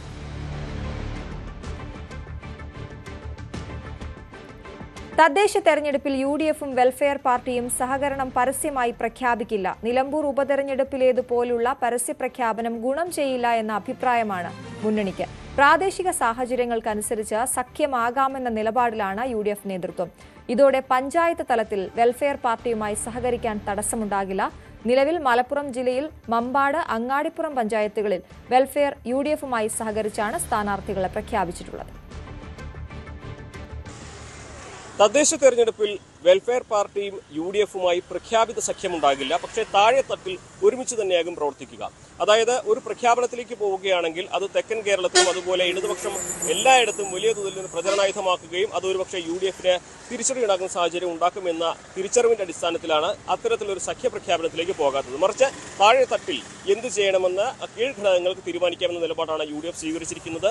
അതായത് ഓരോ പഞ്ചായത്തിലെയും സാഹചര്യം അനുസരിച്ച്, ഓരോ മേഖലയിലും സാഹചര്യം അനുസരിച്ച് അവിടെയുള്ള നേതാക്കൾക്ക് ഇക്കാര്യത്തിൽ തീരുമാനമെടുക്കാം. വെൽഫെയറിന്റെയും നിലപാട് അതുതന്നെയാണ്. ഇതിന്റെ അടിസ്ഥാനത്തിലാണ് ഇപ്പോൾ മലപ്പുറത്ത് 2 പഞ്ചായത്തുകളിൽ ഇതിനോടകം മമ്പാടും അങ്ങാടിപ്പുറത്തും സ്ഥാനാർത്ഥികളെ പ്രഖ്യാപിച്ചിരിക്കുന്നത്. ഒരു വാർഡിൽ വെൽഫെയറിനെ UDF പിന്തുണയ്ക്കുന്നു, മറ്റിടങ്ങളിൽ വെൽഫെയർ UDF-ന് വേണ്ടി പ്രവർത്തിക്കുന്നു, അല്ലെങ്കിൽ അവരെ പിന്തുണയ്ക്കുന്നു. ആ തരത്തിലേക്കാണ് കാര്യങ്ങൾ നീങ്ങുന്നത്. നേരത്തെ തന്നെ നിലമ്പൂരിൽ ഒരു പ്രഖ്യാപിത സഖ്യ പ്രഖ്യാപനം ഉണ്ടായത് വലിയ തോതിൽ തന്നെ വിമർശനങ്ങൾക്ക് വഴിവെച്ചിരുന്നു. അത് പക്ഷേ തദ്ദേശ തെരഞ്ഞെടുപ്പിലേക്ക് വരുമ്പോൾ അത്തരം വിമർശനങ്ങൾ വലിയ തോതിൽ തന്നെ LDF നടത്തിയാൽ ദോഷമുണ്ടായേക്കും എന്ന ഒരു വിലയിരുത്തലിന്റെ അടിസ്ഥാനത്തിലാണ്, മുൻവിധിയുടെ അടിസ്ഥാനത്തിലാണ് അത്തരത്തിലുള്ള പ്രഖ്യാപനങ്ങളിലേക്ക് UDF-ഉം വെൽഫെയറും പോകാത്തത്. പക്ഷേ അവർ താഴെത്തട്ടിൽ ഒരുമിച്ച് തന്നെയാകും പ്രവർത്തിക്കുക എന്ന് തന്നെയാണ് അറിയുന്നത്. അത് താഴെത്തട്ടിലെ സാഹചര്യങ്ങൾക്കനുസരിച്ചുള്ള തീരുമാനമാകും എന്ന നിലപാടാണ് നേതൃത്വങ്ങൾ കൈക്കൊണ്ടിരിക്കുന്നത്. മലപ്പുറത്ത് നിന്നും CB അനുമോദ്, ന്യൂസ് 18. തദ്ദേശ സ്വയംഭരണ തെരഞ്ഞെടുപ്പിൽ മഞ്ചേശ്വരം പിടിക്കാൻ SDPI 20 സീറ്റുകളിൽ സ്ഥാനാർത്ഥികളെ പ്രഖ്യാപിച്ച പ്രചാരണം ഒരു റൗണ്ട് പൂർത്തിയാക്കി. കഴിഞ്ഞ തവണ 2 സീറ്റുകളിൽ വിജയിക്കാനായതിന്റെ ആത്മവിശ്വാസത്തിൽ ഇത്തവണ ഭരണം പിടിക്കാനുള്ള നീക്കങ്ങളാണ് നടത്തുന്നത്. തദ്ദേശ തെരഞ്ഞെടുപ്പ് പ്രഖ്യാപനം വരും മുമ്പേ മഞ്ചേശ്വരം ഗ്രാമപഞ്ചായത്തിൽ സ്ഥാനാർത്ഥികളെ പ്രഖ്യാപിച്ച് പ്രചാരണം ശക്തമാക്കുകയാണ് SDPI. കഴിഞ്ഞ തവണ 2 സീറ്റുകളിൽ വിജയിച്ച സാഹചര്യത്തിൽ 20 സീറ്റുകളിലും സ്ഥാനാർത്ഥികളെ രംഗത്തിറക്കി പഞ്ചായത്ത് ഭരണം പിടിച്ചെടുക്കാനാണ് SDPIയുടെ നീക്കം. അവകാശങ്ങൾ അർഹരിലേക്കെന്ന മുദ്രാവാക്യമുയർത്തിയാണ് ഇത്തവണ വോട്ട് തേടുന്നത്. മഞ്ചേശ്വരം പഞ്ചായത്തിലെ 20 വാർഡുകൾക്ക് പുറമെ മഞ്ചേശ്വരം ബ്ലോക്കിലെ കുഞ്ചത്തൂർ, മഞ്ചേശ്വരം, ബെഡാജെ ഡിവിഷനിലും ജില്ലാ പഞ്ചായത്തിലെ വോർക്കാടി, മഞ്ചേശ്വരം ഡിവിഷനുകളിലും സ്ഥാനാർത്ഥികളെ മത്സരിപ്പിക്കാനാണ് SDPIയുടെ തീരുമാനം. ഇത്തവണ കൂടുതൽ വാർഡുകളിൽ ജയസാധ്യതയുണ്ടെന്നാണ് പാർട്ടി കണക്ക് കൂട്ടുന്നത്.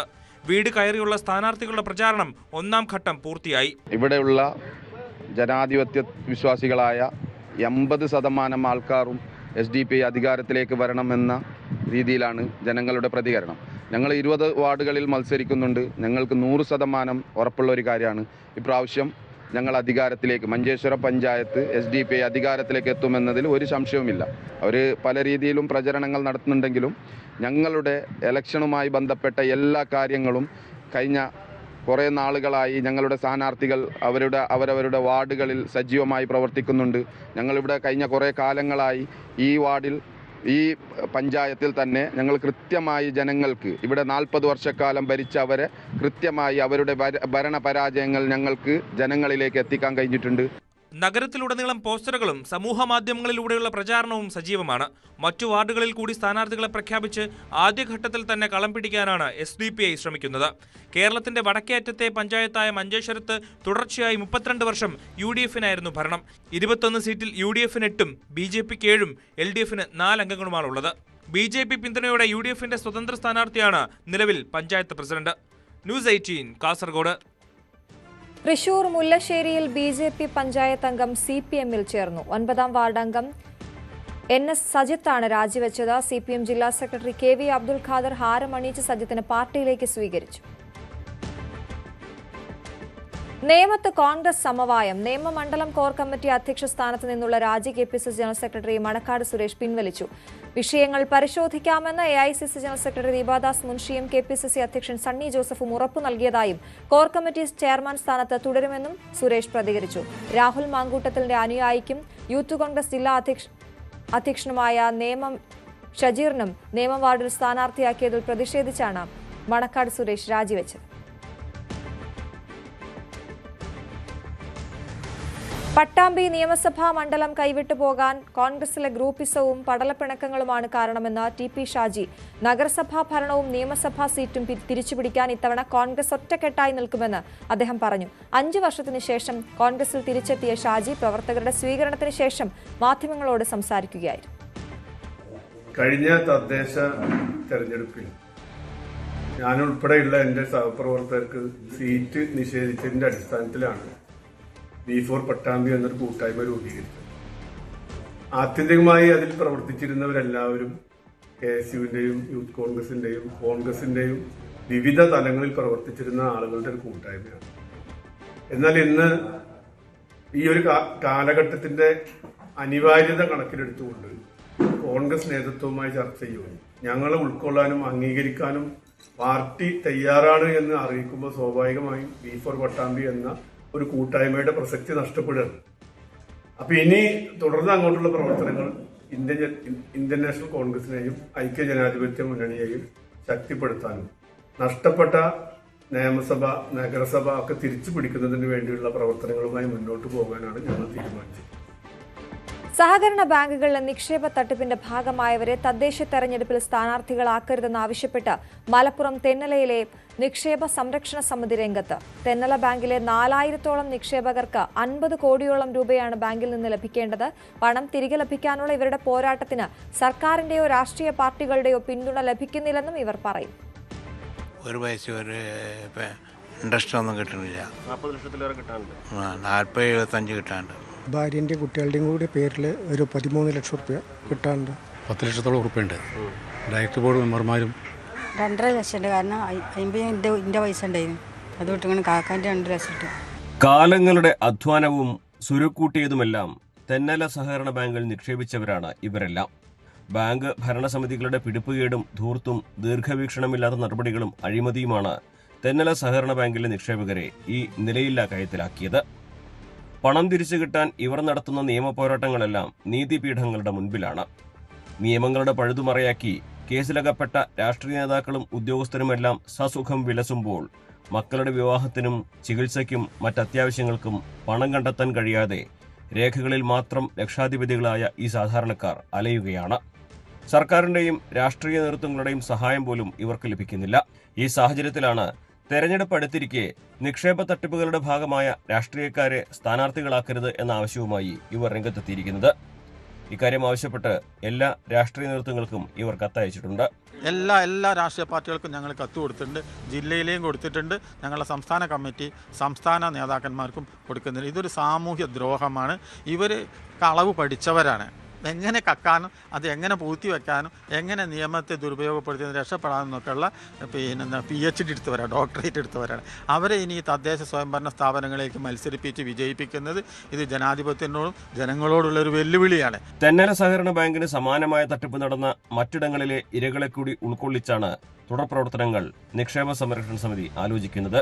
രാഷ്ട്രീയ നേതൃത്വങ്ങളോട് ഇവർക്ക് ചോദിക്കാനുള്ളത് ഒന്നു മാത്രം. ഞങ്ങൾ ഈ സഹകരണ തട്ടിപ്പിന് ഭാഗവാക്കായിട്ടുള്ള അന്വേഷണം നടത്തി കുറ്റക്കാരാണെന്ന് ആരോപിക്കപ്പെട്ടിട്ടുള്ളവരും കുറ്റക്കാരാണെന്ന് കണ്ടെത്തപ്പെട്ടിട്ടുള്ളവരുമായ വ്യക്തികളെ തദ്ദേശ സ്വയംഭരണ തിരഞ്ഞെടുപ്പുകളിൽ നിന്ന് എല്ലാ രാഷ്ട്രീയ പാർട്ടികളും മാറ്റി നിർത്തണം എന്നാണ് ഞങ്ങൾ ആവശ്യപ്പെട്ടിട്ടുള്ളത്. അത് ഈ സഹകരണ ബാങ്ക് ഭരിക്കുന്ന മുസ്ലിം ലീഗാണ്.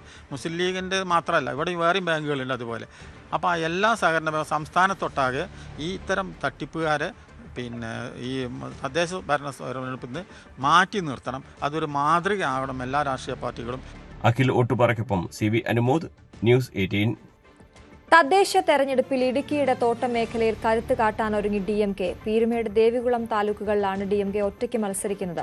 ഉപ്പുതറ ഗ്രാമപഞ്ചായത്തിലെ 6 വാർഡുകളിൽ സ്ഥാനാർത്ഥികളെ നിർത്തി വിജയിപ്പിക്കാനുള്ള ഒരുക്കത്തിലാണ് DMK നേതൃത്വം. ഇടുക്കിയിലെ അതിർത്തി മേഖലകളായ ദേവികുളം, പീരുമേട് താലൂക്കുകളിലാണ് DMK മത്സരിക്കുന്നത്. തോട്ടം തൊഴിലാളികൾക്കിടയിൽ വലിയ സ്വാധീനം തങ്ങൾക്കുണ്ടെന്നാണ് പാർട്ടിയുടെ അവകാശവാദം. പ്രവർത്തനം ശക്തിപ്പെടുത്തുന്നതിന്റെ ഭാഗമായി മൂന്നാറിലും ഉപ്പുതറയിലും ഓഫീസുകളും പ്രവർത്തനം ആരംഭിച്ചു. ഉപ്പുതറ പഞ്ചായത്തിൽ 6 വാർഡുകളിലും 2 ബ്ലോക്ക് ഡിവിഷനുകളിലും, ചിന്നക്കനാൽ പഞ്ചായത്തിലെ 5 വാർഡുകളിലും 1 ബ്ലോക്ക് ഡിവിഷനിലും സ്ഥാനാർത്ഥികളെ മത്സരിപ്പിക്കാനാണ് തീരുമാനം. തമിഴ് വോട്ടർമാർ കൂടുതലുള്ള പീരുമേട് പഞ്ചായത്തിലും സ്ഥാനാർത്ഥികളെ നിർത്തും. DMK ഈ പ്രാവശ്യം ഇലക്ഷനിൽ ഞങ്ങൾ മുന്നണികളുമായിട്ടൊന്നും സംസാരിച്ചിട്ടില്ല. സംസ്ഥാന കമ്മിറ്റിയിൽ നിന്ന് അങ്ങനെ ഒരു അറിയിപ്പൊന്നും കിട്ടിയിട്ടില്ല. പക്ഷേ ഞങ്ങൾ പീരുമേട് താലൂക്കിൽ ഉപ്പുതറ പഞ്ചായത്തിൽ 6 വാർഡുകളിലായിട്ട് സ്ഥാനാർത്ഥികളെ നിർത്താൻ തീരുമാനിച്ചിട്ടുണ്ട്. പിന്നെ ബ്ലോക്കിലേക്ക് 2 സ്ഥാനാർത്ഥികളിൽ, പിന്നെ ദേവികുളം താലൂക്കിൽ ഒരു 3-5 വാർഡുകളിലായിട്ട് നിർത്താനും അവിടെ ബ്ലോക്കിലേക്ക് മത്സരിപ്പിക്കാനും തീരുമാനിച്ചു. തമിഴ്നാട് സർക്കാരിന്റെ ആനുകൂല്യം തോട്ടം തൊഴിലാളികൾക്ക് തരപ്പെടുത്താനുള്ള ശ്രമവും ആരംഭിച്ചിട്ടുണ്ട്. കഴിഞ്ഞ ലോക്സഭാ തെരഞ്ഞെടുപ്പിൽ LDF സ്ഥാനാർത്ഥിക്കായിരുന്നു DMK പിന്തുണ നൽകിയത്. ഇത്തവണ മുന്നണികൾ പിന്തുണ ആവശ്യപ്പെടാത്തതിനാലാണ് ഒറ്റയ്ക്ക് മത്സരിക്കാൻ തീരുമാനിച്ചത്. ന്യൂസ് 18 ഇടുക്കി. ഇനി ഇന്നത്തെ സ്വർണം വെള്ളി നിരക്കുകൾ. കവിത ഗോൾഡ് ആൻഡ് ഡയമണ്ട്സ് ഇന്നത്തെ സ്വർണം വെള്ളി നിരക്കുകൾ നിങ്ങൾക്കായി സമർപ്പിക്കുന്നത് Kavitha gold and diamonds, the versatile jewellery. സ്വർണം 22 ക്യാരറ്റ് ഗ്രാമിന് 11,185 രൂപ, പവന് 89,480 രൂപ. 18 ക്യാരറ്റ് ഗ്രാമിന് 9,235, പവന് 73,880. വെള്ളി ഗ്രാമിന് 162, കിലോയ്ക്ക് 1,62,000 രൂപ. കവിത ഗോൾഡ് ആൻഡ് ഡയമണ്ട്സ് ഇന്നത്തെ സ്വർണം വെള്ളി നിരക്കുകൾ നിങ്ങൾക്കായി സമർപ്പിച്ചത് Kavitha gold and diamonds, the versatile jewellery. പകൽ വാർത്ത പൂർണ്ണമാകുന്നു. ഇനി സ്പോട്ട് ലൈവിൽ ടോം കുര്യാക്കോസ് ചേരും. നമസ്കാരം.